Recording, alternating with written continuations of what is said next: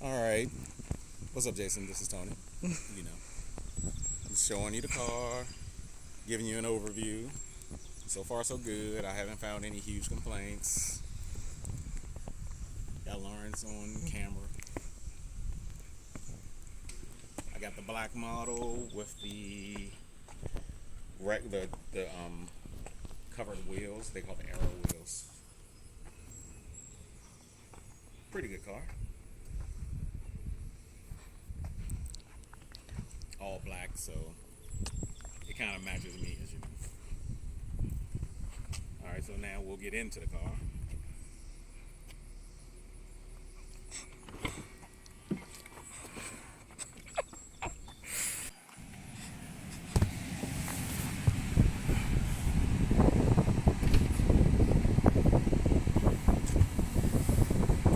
Okay.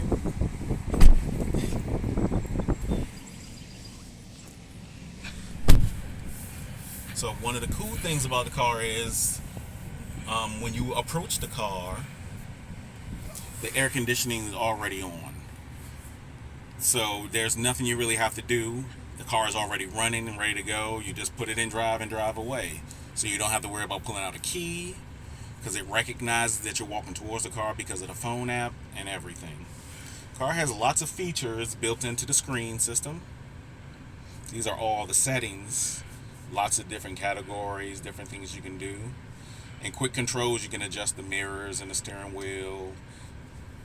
You can fold the mirrors. I have it set to automatically fold the mirrors upon locking, so whenever the car locks itself, it folds the mirrors.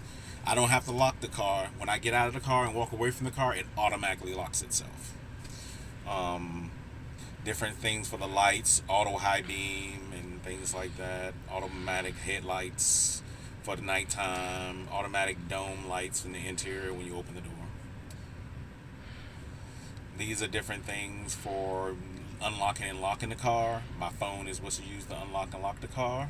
There's also window locks, child locks, unlock on park. So when I park the car, it unlocks itself. I have that feature turned on, and it gives a confirmation sound. And the walk away door lock, of course. When I walk away from the car, it locks the door. The display modes are as such. It just shows how bright the screen gets during the day or during the night, or auto, and I have it set to auto and to automatically adjust the brightness based on how bright it is outside. And I have it set for energy for the amount of power that's left, but you can also do distance, so it'll tell you how many miles you have left in mile numbers. And of course, I have it set to do it by miles instead of kilometers, Fahrenheit instead of Celsius, PSI instead of bar. The driving settings, I have acceleration set to standard.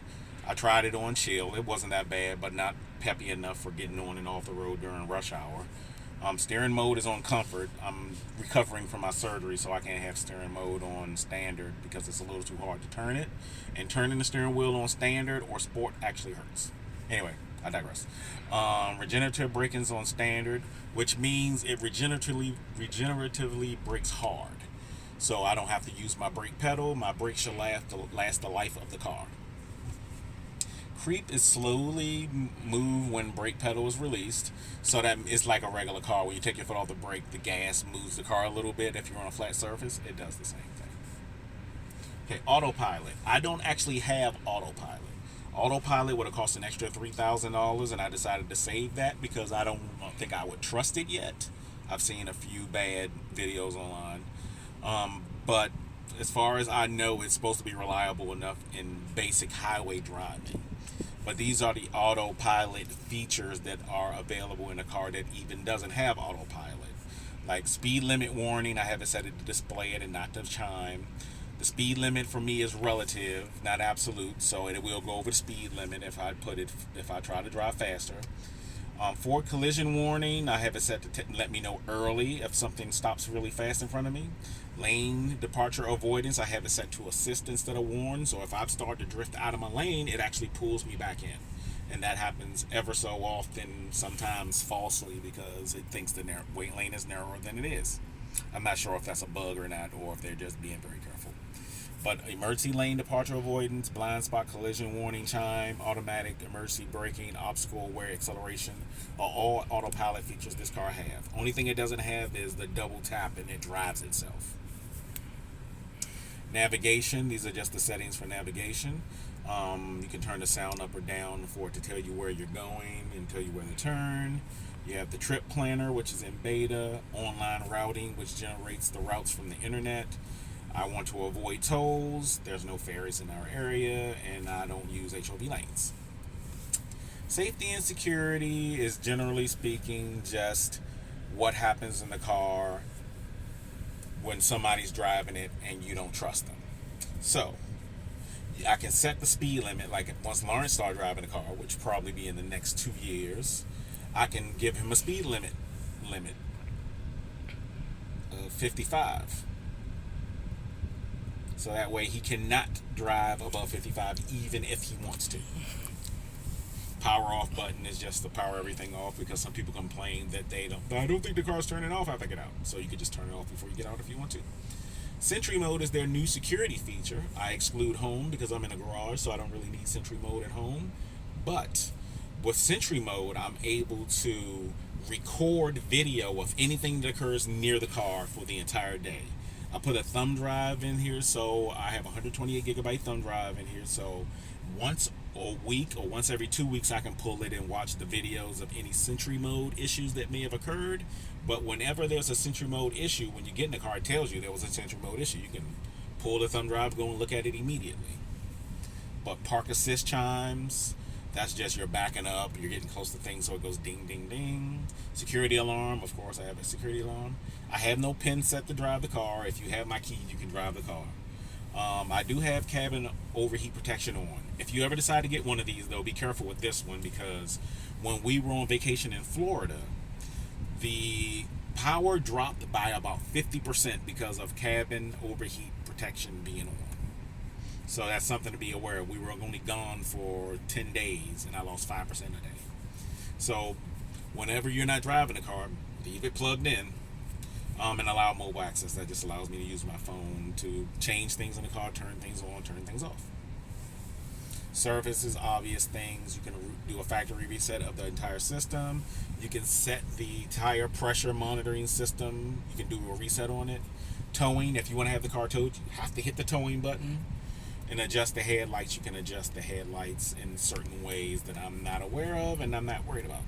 Wiper service mode is just so the wipers come up a little bit, so that way you're able to change your wiper blades.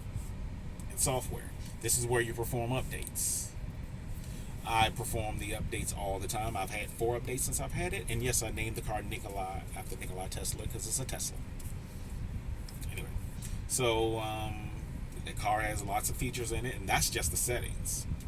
This is the navigation, nice big map, very responsive. If I want to navigate anywhere, I just hit navigate and go to work, go home, to the doctor, which I have to do very soon. Also, music. This is the music interface. And I'm not playing anything at the moment, but the music I have on my phone. This is the different things you can go into, including the video arcade. Lawrence had fun looking at that earlier today. There's actually an Atari built into the car. There's video games I can play, which is really cool. Toy box is just different. All of the Easter eggs that have been found, there's actually more than this available. Lawrence don't like the fart app, so I won't turn that on, but there's lots of different apps in here for you to play with. Call to call someone, camera for the backup camera. You can see the garage. Energy, it shows the energy consumption of the car and how much it projects. You'll be able to go in range. 296 miles, kind of unusual. I don't think I could actually do that because I drive too fast. Calendar, it has calendar built in from the phone, so it pulls my calendar information from my phone, and I have nothing going on today, but on Monday when I have to go to work, when I get in the car, it's like, hey, you're going to work, and you tap it and it navigates you to work. Pretty cool. And then charging, this is the battery thing. I set it to start charging at 8 p.m. to save a little bit of money on electricity. Other than that, there's the air conditioning system, which is set to auto. I can adjust the fan as such. It's a really good feature. And there is the heated, it has heated seats built in. And I just tap them to turn them on or off. 5 in total. So that's a good thing during the winter, because in my Ford Focus, that's all I used. I didn't use the heat at all. But in this car, I use the heat pretty regularly. It's not that bad. But yep, that's pretty much my interior. Oh, well, that's pretty much the screen, but the interior, Lawrence, you can look around. Lawrence is doing the camera. It's like a faux leather interior. It's very thin feeling, but it's very comfortable though. Seats 5 comfortably. There's an opening. This is for where your phone goes to charge. I have a cord plugged in to plug my phone in. This is the big, deep, gigantic glove box, so you can put stuff in the glove box. This is the actual console. It has nothing in it so far. Steering wheel. You can operate a lot of different things via the steering wheel. This is for the volume control for the radio, for the music, and you can skip forward and skip back. If I press it in, it should start playing music.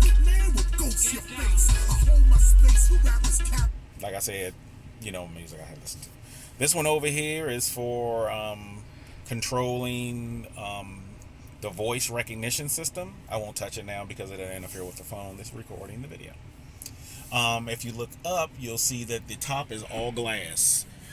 They were initially going to make one with a metal roof, but I think they decided not to because this is the base model and it has a glass roof. So it's glass all the way from the bottom here where the dashboard begins all the way to where the trunk ends. It's all glass. It's an all glass roof. So you can lay in here and stare at the stars all night if you wanted to, and I may do that someday. Who knows? But yep, that's the inside of the car. I'm going to show you my favorite feature of the car. And you know me, I'm weird. My favorite feature is the frunk, which is the front trunk.